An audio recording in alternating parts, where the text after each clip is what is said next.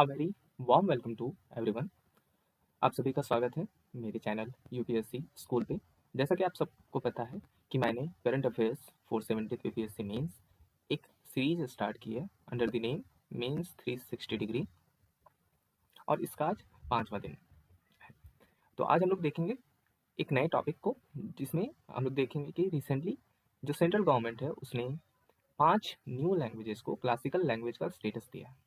तो यहाँ पे हम लोग समझने की कोशिश करेंगे कि ये क्लासिकल लैंग्वेज स्टेटस देने का मतलब क्या हुआ, इसके देने के बाद क्या क्या चेंजेस हो या क्या प्रिविलेजेस मिलते हैं उन लैंग्वेजेस को, इसकी बेनिफिट्स क्या है, और इसके विभिन्न डायमेंशंस भी हम लोग देखने की कोशिश करेंगे। तो आइए चलते शुरू करते हैं। The Union Cabinet approved the recognition of 5 more languages as classical language। और एक प्रकार से ये हमारे कल्चरल हेरिटेज का एक हिस्सा है, तो उसे रिकॉग्निशन दिया है हमारी गवर्नमेंट ने। तो वो 6 लैंग्वेजेस जो कि जिन्हें रिकॉग्निशन मिली है वो कौन कौन सी है? तो एक मराठी, पाली एंड प्राकृत जो कि लैंग्वेजेस ऑफ द मासेस भी कहे जाते थे इन दी एंशिएंट एरा। ये दोनों लैंग्वेज अगर देखा जाए तो आर्यन लैंग्वेजेस से मेल खाते हैं। फिर असमीज, बंगाली, इन्हें इस प्रेस्टिजियस कैटेगरी में डाला गया। अब ये क्लासिकल लैंग्वेज है क्या आखिर? तो 2004 में इंडियन गवर्नमेंट ने डेजिग्नेट करना स्टार्ट कर दिया कुछ लैंग्वेजेस को क्लासिकल लैंग्वेज के तौर पे। क्यों? तो गवर्नमेंट ये स्टेप इसलिए लेना चाह रही थी ताकि वो एक्नॉलेज कर सके, प्रिजर्व कर सके इन लैंग्वेजेस के एंशिएंट लेगेसी को और हेरिटेज को। तो टोटल पहले ये 6 लैंग्वेजेस, जैसे कि आपको दिख रहा होगा, इन 6 लैंग्वेजेस को क्लासिकल लैंग्वेजेस के स्टेटस दी जा चुकी थी, और रिसेंटली 5 और हो गए। तो टोटल कितने लैंग्वेज हो गए? 11 लैंग्वेजेस को क्लासिकल लैंग्वेज का स्टेटस दिया जा चुका है। तो ये हमारे रिच कल्चरल हेरिटेज का हिस्सा है। इसमें आप एक काम ये कर सकते हैं कि आप एक मैप ड्रॉ कर सकते हैं, और जो लैंग्वेजेस एट प्रेजेंट टाइम किन किन रीजन्स में बोले जाते हैं उनका डिपिक्शन भी आप कर सकते हैं। जैसे ये जो रीजन है, आप ये भी दिखा सकते हैं कि ये जो रीजन है, यहाँ पे प्राकृत अपभ्रंश का टूटा हुआ रूप जो है अवधि या हिंदी चल रहा है। तो 4 और 4 8 यहाँ पे संस्कृत ओवरऑल, मतलब अकॉर्डिंग टू सेंसस 2011 तो अराउंड 25,000 यहाँ पे इसके स्पीकर बचे हुए हैं। तो वो दिखाना अप्रोप्रिएट नहीं होगा, लेकिन ऑलमोस्ट आप 8 लैंग्वेजेस को मेजरली दिखा सकते हैं यहाँ पे एक मैप में। ये आपके आंसर को हाफ मार्क्स से जरूर बूस्ट करेगा। तो एक छोटा सा मैप ड्रॉ करने की कोशिश कीजिएगा आप लोग। अब ये जो क्लासिकल लैंग्वेज है, क्लासिकल लैंग्वेज का हिंदी अगर देखा जाए तो शास्त्रीय भाषा। हम लोगों ने सुना ना, शास्त्रीय संगीत, शास्त्रीय नृत्य। ये क्या कि ये जो दैव, ऐसा समझ लीजिए कि जो हमारा कल्चर है, इंडियन कल्चर, वहाँ पे कुछ लैंग्वेजेस को मतलब गॉडली स्टेटस दिया गया। तो उसी तरह का ये अभी प्रेजेंट के मामले में क्लासिकल कह के उनको रिकॉग्निशन देने की कोशिश की गई है। अब से ये सिग्निफिकेंस क्या है? तो ये जो लैंग्वेजेस है कॉर्नर स्टोन है इंडिया के लिंग्विस्टिक हेरिटेज का। कॉर्नर स्टोन है इंडिया के लिंग्विस्टिक हेरिटेज का। ये इन्होंने की रोल प्ले किया है इंडिया के इंटेलेक्चुअल और कल्चरल इवोल्यूशन में। अगर आप देखो तो पाली जो है, पाली लैंग्वेज हमारे हीनयान बुद्धिज्म के डेवलपमेंट में, यहाँ पे आप एग्जांपल कोट कर सकते हो, हीनयान बुद्धिज्म के डेवलपमेंट में इंपॉर्टेंट रोल प्ले किया है। इवन आप संस्कृत के बारे में भी एक एग्जांपल दे सकते हो कि मेजर जो हिंदू टेक्स्ट है वो संस्कृत में लिखे गया। ठीक है, एक इंपॉर्टेंट आप नाट्यशास्त्र लिख दो या कालिदास का कुछ लिख दो। फिर आप तमिल का भी यहाँ पे लिख सकते हो। कंबन रामायण, कंबन जी ने, महर्षि कंबन ने तमिल में रामायण लिखा हुआ था। तो क्या पता चलता है, ये लैंग्वेजेस, इन लैंग्वेजेस ने हमारे कल्चरल इवोल्यूशन में हेल्प किया है, हमारे इंटेलेक्चुअल में भी। ये जैसे कि आप आर्यभट्ट के किसी भी बुक का मेंशन कर सकते हो। This text provide valuable insights diverse field के केस में, चाहे वो लिटरेचर हो, फिलॉसफी हो या फिर रिलीजन हो। एक और सिग्निफिकेंस हो गया। और एक क्लासिकल लैंग्वेज का दर्जा देने के पीछे एक वजह ये भी है कि इससे हमारे विरासत भी और विकास भी, जो कि फिलॉसफी है अभी प्रेजेंट गवर्नमेंट के, उसको भी बल मिल रहा है। ठीक है, तो और एक और अगर यहाँ पे आप आर्टिकल कोट कर दो तो और भी अच्छा है। Article 51A G, I think it's F I think, yes it's F.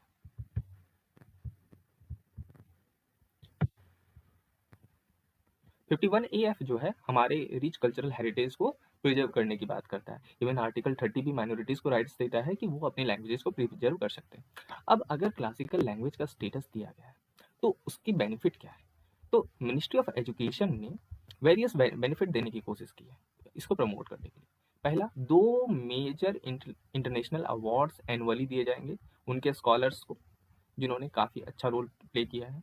फिर centre of excellence for studies in the classical language establish की जाएगी और यूजीसी से रिक्वेस्ट किया जाएगा कि हर सेंट्रल यूनिवर्सिटी में एक डेडिकेटेड क्लासिकल लैंग्वेज का एक चेयर हो प्रोफेशनली और उसके रिसर्च पे वो काम करे। जैसे कि ट्राइबल यूनिवर्सिटी का कॉन्सेप्ट है ना, तो उसी तरह यूँ समझ लीजिए कि ये लैंग्वेजेस को प्रमोट करने का एक तरीका है इन हम आवर कंट्री। अब रिसेंटली क्या हुआ कि ये जो आपका एडिशन हुआ है 5 more लैंग्वेजेस का, तो इसमें कुछ क्राइटेरिया में चेंजेस भी किए गए। तो हो सकता है पॉसिबल है कि एक क्राइटेरिया पूछ लिया जाए। तो इसको रिवाइज किसके हेल्प से किया गया? तो साहित्य अकादमी के हेल्प से किया गया जो कि नोडल एजेंसी है, ठीक है, लिंग्विस्टिक एक्सपर्ट कमेटी की। अब पहला कंडीशन क्या है कि उसकी हाई एंटिक्विटी होनी चाहिए, अर्लीस्ट टेक्स्ट या रिकॉर्डेड हिस्ट्री होनी चाहिए over a period of 1500 to 2000 years. तो कोई भी लैंग्वेज का 1500 से 2000 साल पुराना हिस्ट्री होना चाहिए recorded. A body of ancient literature या text which is considered a heritage of generation by generations of speakers। तो एंशियंट लिटरेचर या टेक्स्ट होना चाहिए जो कि जनरेशन के द्वारा हेरिटेज कंसिडर किया जाता है, जैसे रामायण हो गया। या फिर अगर पाली के लिए क्या हो जाएगा, तो जो त्रिपिटकाज है ना वो आप बोल सकते हो। फिर knowledge text specially prose text की बात की जा रही। इन एडिशन टू पोइट्री, मतलब आपको यहाँ पे कोई कहानी भी चल सकती है, कोई भी नॉलेज टेक्स्ट यहाँ पे पोइट्री के फॉर्म में भी रहेगा या फिर इपिग्राफिकल या इंस्क्रिप्शनल। तो ये जो थर्ड वाला प्रोविजन है ना, इसे ही चेंज किया गया। ये रिकॉग्नाइज करता है इंस्क्रिप्शनल एविडेंस को भी। तो बहुत सारे लैंग्वेजेस के केस में हमें, क्योंकि टेक्स्ट बुक मिलना भी पॉसिबल नहीं है, वो उस टाइम पे ताम्रपत्र पे लिखे जाते थे, पाम लिप्स पे, तो पॉसिबल नहीं है, इसलिए इंस्क्रिप्शनल एविडेंस को भी माना जाएगा। तो हम लोगों ने देखा हुआ है कि मॉडर्न के पिलर्स में प्राकृत भाषा में, पाली भाषा में काफ़ी चीज़ें लिखी हुई हैं। फिर जो क्लासिकल लैंग्वेज या लिटरेचर है वो डिस्टिंक्ट होना चाहिए करंट फॉर्म से और could be discontinuous with letter forms और ऑफ इट्स ऑफशूट्स। तो इसका लिटरेचर मतलब मैच नहीं खाना चाहिए, एक होता है ना कॉपी पेस्ट, वो नहीं होना चाहिए। अब हम लोग देखेंगे कि गवर्नमेंट के द्वारा क्या क्या अदर प्रोजेक्ट्स चलाए जा रहे हैं इन्हें प्रिजर्व करने के लिए। एक प्रोजेक्ट अस्मिता चल रहा है जो कि 22,000 बुक्स ऑफ इंडियन लैंग्वेजेस को विद इन 5 years प्रोड्यूस करने की बात करता है, ठीक है, जो हमारे इंडियन लैंग्वेजेस के अर्लीस्ट ऑफ बुक्स हैं। फिर न्यू एजुकेशन पॉलिसी है, वो संस्कृत यूनिवर्सिटी को मल्टी डिसिप्लिनरी इंस्टीट्यूशन में लागू करने की बात करता है। फिर central institute of Indian languages ये प्रमोट करता है 4 क्लासिकल लैंग्वेजेस को, कन्नड़ा, तेलुगु, मलयालम एंड उड़िया, ठीक है। उसके बाद मिनिस्ट्री ऑफ एजुकेशन ने 2020 में क्लासिकल लैंग्वेजेस को प्रमोट करने के लिए 3 सेंट्रल यूनिवर्सिटी को इस्टेब्लिश किया था। कब? 2020 में। एक यहाँ पे आप और लिख सकते हो साइंस एंड टेक का या एआई का यूज करके कि भासीन ऐप का, गवर्नमेंट ऑफ इंडिया का एक ऐप है भासीन ऐप, इसका यूज करके और एआई ट्रांसलेटर का यूज करके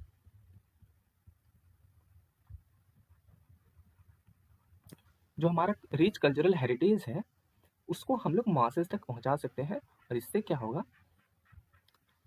एक sense of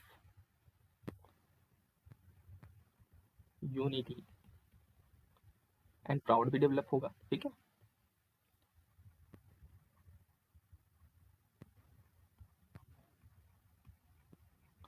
for our ancient India, जैसे कि अभी हम लोग पंचतंत्र को लेके काफ़ी इमोशनल कनेक्ट फील करते हैं ना कि हाँ हमारे देश में पंचतंत्र जैसे स्टोरीज, पंचतंत्र जैसी कहानियाँ लिखी गई हैं।